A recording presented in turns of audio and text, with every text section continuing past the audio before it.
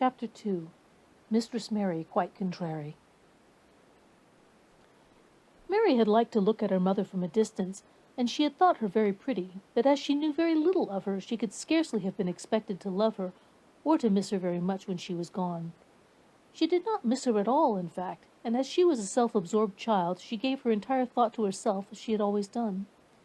If she'd been older, she would no doubt have been very anxious at being left alone in the world, but she was very young, and as she had always been taken care of, she supposed she always would be.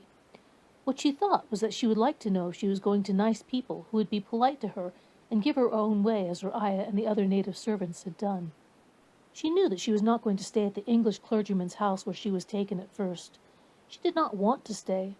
The English clergyman was poor, and he had 5 children nearly all the same age, and they wore shabby clothes and were always quarreling and snatching toys from each other.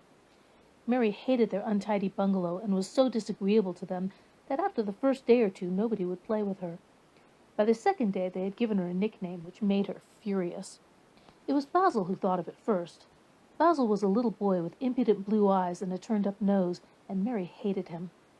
She was playing by herself under a tree, just as she had been playing the day the cholera broke out. She was making heaps of earth and paths for her garden, and Basil came and stood near to watch her.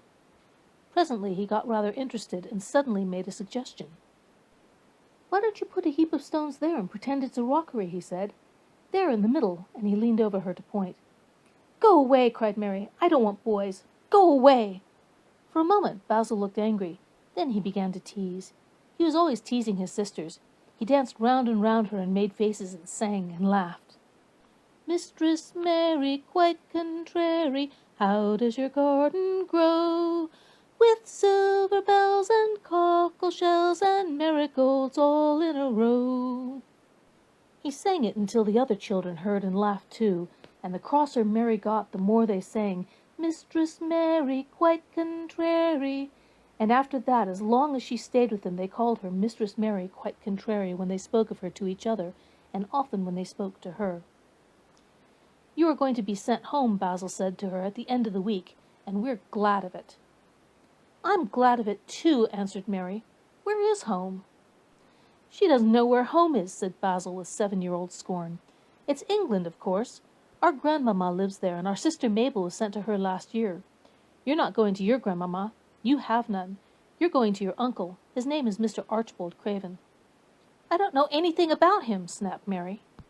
"I know you don't," Basil answered. "You don't know anything. Girls never do. I heard father and mother talking about him. He lives in a great, big, desolate old house in the country, and no one goes near him. He's so cross he won't let them, and they wouldn't come if he would let them. He's a hunchback, and he's horrid." "I don't believe you," said Mary, and she turned her back and stuck her fingers in her ears because she would not listen any more. But she thought over it a great deal afterwards, and when Mrs. Crawford told her that night that she was going to sail away to England in a few days and go to her uncle, Mr. Archibald Craven, who lived at Misselthwaite Manor, she looked so stony and stubbornly uninterested that they did not know what to think of her. They tried to be kind to her, but she only turned her face away when Mrs. Crawford attempted to kiss her, and held herself stiffly when Mr. Crawford patted her shoulder. "She's such a plain child," Mrs. Crawford said pityingly afterwards, "and her mother was such a pretty creature. She had a very pretty manner too, and Mary has the most unattractive ways I ever saw in a child. The children call her Mistress Mary Quite Contrary, and though it's naughty of them, one can't help understanding it." Perhaps if her mother had carried her pretty face and her pretty manners often into the nursery, Mary might have learned some pretty ways too. It's very sad, now the poor beautiful thing is gone, to remember that many people never even knew that she had a child at all. "I believe she scarcely ever looked at her," sighed Mrs. Crawford. "When her ayah was dead, there was no one to give a thought to the little thing. Think of the servants running away and leaving her all alone in that deserted bungalow. Colonel McGrew said he nearly jumped out of his skin when he opened the door and found her standing by herself in the middle of the room." Mary made the long voyage to England under the care of an officer's wife who was taking her children to leave them in a boarding school. She was very much absorbed in her own little boy and girl, and was rather glad to hand the child over to the woman Mr. Archibald Craven sent to meet her in London. The woman was his housekeeper at Misselthwaite Manor, and her name was Mrs. Medlock. She was a stout woman with very red cheeks and sharp black eyes. She wore a very purple dress, a black silk mantle with jet fringe on it, and a black bonnet with purple velvet flowers, which stuck up and trembled when she moved her head. Mary did not like her at all, but as she very seldom liked people, there was nothing remarkable in that, besides which it was very evident that Mrs. Medlock did not think much of her.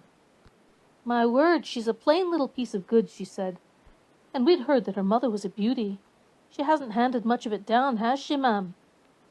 "Perhaps she'll improve as she grows older," the officer's wife said good-naturedly. "If she were not so solid and had a nicer expression, her features are rather good. Children alter so much." "She'll have to alter a good deal," answered Mrs. Medlock, "and there's nothing likely to improve children at Misselthwaite, if you ask me." They thought Mary was not listening because she was standing a little apart from them at the window of a private hotel they had gone to. She was watching the passing buses and cabs and people, but she heard quite well and was made very curious about her uncle and the place he lived in. What sort of place was it, and what would he be like? What was a hunchback? She had never seen one. Perhaps there were none in India. Since she had been living in other people's houses and had had no ayah, she began to feel lonely and to think queer thoughts which were new to her. She had begun to wonder why she had never seemed to belong to anyone, even when her father and mother had been alive. Other children seemed to belong to their fathers and mothers, but she had never seemed really to be anyone's little girl. She had had servants and food and clothes, but no one had taken any notice of her. She did not know that this was because she was a disagreeable child, but then, of course, she did not know she was disagreeable. She often thought that other people were, but she did not know that she was so herself. She thought Mrs. Medlock the most disagreeable person she had ever seen, with her common, highly colored face and her common fine bonnet. When the next day they set out on their journey to Yorkshire, she walked through the station to the railway carriage with her head up and trying to keep as far away from her as she could, because she did not want to seem to belong to her. It would have made her very angry to think people imagined she was her little girl. But Mrs. Medlock was not in the least disturbed by her and her thoughts. She was the kind of woman who would stand no nonsense from young ones. At least that's what she would have said if she'd been asked. She had not wanted to go to London just when her sister Maria's daughter was going to be married, but she had a comfortable, well-paid place as a housekeeper at Misselthwaite Manor, and the only way in which she could keep it was to do at once what Mr. Archibald Craven told her to do. She never dared even to ask a question. "Captain Lennox and his wife died of the cholera," Mr. Craven had said in his short, cold way. "Captain Lennox was my wife's brother, and I am their daughter's guardian. The child is to be brought here. You must go to London and bring her yourself." So she packed her small trunk and made the journey. Mary sat in her corner of the railway carriage and looked plain and fretful. She had nothing to read or to look at, and she had folded her thin little black-gloved hands in her lap. Her black dress made her look yellower than ever, and her limp, light hair straggled from under her black crape hat. "A more marred-looking young one I never saw in my life," Mrs. Medlock thought. Marred is a Yorkshire term that means spoiled and pettish. She had never seen a child who sat so still without doing anything, and at last she got tired of watching her and began to talk in a brisk, hard voice. "I suppose I may as well tell you something about where you're going to," she said. "Do you know anything about your uncle?" "No," said Mary. "Never heard your father and mother talk about him?" "No," said Mary, frowning. She frowned because she remembered that her father and mother had never talked to her about anything in particular. Certainly they had never told her things. "Humph," muttered Mrs. Medlock, staring at her queer, unresponsive little face. She did not say anything more for a few moments, and then she began again. "I suppose you might as well be told something to prepare you. You are going to a queer place." Mary said nothing at all, and Mrs. Medlock looked rather discomfited by her apparent indifference, but after taking a breath, she went on. "Not but that it's a grand big place in a gloomy way, and Mr. Craven's proud of it in his way, and that's gloomy enough too. The house is 600 years old, and it's on the edge of the moor, and there's near 100 rooms in it, though most of 'em's shut up and blocked.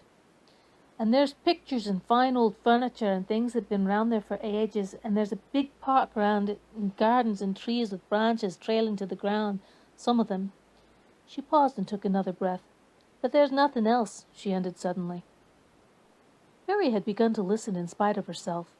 It all sounded so unlike India, and anything new rather attracted her, but she did not intend to look as if she were interested. That was one of her unhappy, disagreeable ways, so she sat still. "Well," said Mrs. Medlock, "what do you think of it?" "Nothing," she answered. "I know nothing about such places." That made Mrs. Medlock laugh a short sort of laugh. She said, but you are like an old woman. Don't you care? It doesn't matter, said Mary, whether I care or not. You're all right, sure enough there, said Mrs. Medlock. It doesn't. What you're to be kept at Misselthwaite Manor for I don't know, unless it's the easiest way. He's not going to trouble himself about you, that's sure and certain. He never troubles himself about no one. She stopped herself as if she had just remembered something in time. He's got a crooked back, she said. That set him wrong. He was a sorry young man and got no good at all of his money and big place until he was married. Mary's eyes turned toward her in spite of her intention not to seem to care. She had never thought of the hunchback's being married, and she was a trifle surprised. Mrs. Medlock saw this, and as she was a talkative woman, she continued with more interest. This was one way of passing some of the time, at any rate. She was a sweet, pretty thing, and he'd have walked the world over to get her a blade of grass she wanted. Nobody thought she'd marry him, but she did, and people said she married him for his money, but she didn't. She didn't, positively. When she died, Mary gave a little involuntary jump. Oh, did she die? She exclaimed, quite without meaning to. She had just remembered a French fairy story she had once read called Riquet à la Houppe. It had been about a poor hunchback and a beautiful princess, and it made her very suddenly sorry for Mr. Archibald Craven. Yes, she died, Mrs. Medlock answered, and it made him queerer than ever. He cares about nobody. He won't see people. Most of the time he goes away, and when he's at the Misselthwaite he shuts himself up in the west wing, and won't let anyone but Pitcher see him. Pitcher's an old fellow, but he took care of him when he was a child, and he knows his ways. It sounded like something in a book, and it did not make Mary cheerful. A house with 100 rooms, nearly all shut up and with their doors locked. A house on the edge of a moor, whatever a moor was, sounded dreary. A man with a crooked back who shut himself up also. She stared out of the window with her lips pinched together, and it seemed quite natural that the rain should have begun to pour down in grey slanting lines and splash and stream down the window panes. If the pretty wife had been alive, she might have made things cheerful by being something like her own mother, and by running in and out and going to parties as she had done in frocks full of lace. But she was not there any more. You needn't expect to see him, because 10 to 1 you won't, said Mrs. Medlock. And you mustn't expect that there will be people to talk to you. You'll have to play about and look after yourself. You'll be told what rooms you can go into and what rooms to keep it out of. There's gardens enough, but when you're in the house, don't go wandering and poking about. Mr. Craven won't have it. I shall not want to go poking about, said sour little Mary, and just as suddenly as she had begun to be rather sorry for Mr. Archibald Craven, she began to cease to be sorry and think he was unpleasant enough to deserve all that had happened to him. And she turned her face towards the streaming panes of the window of the railway carriage and gazed out at the grey rainstorm, which looked as if it would go on for ever and ever.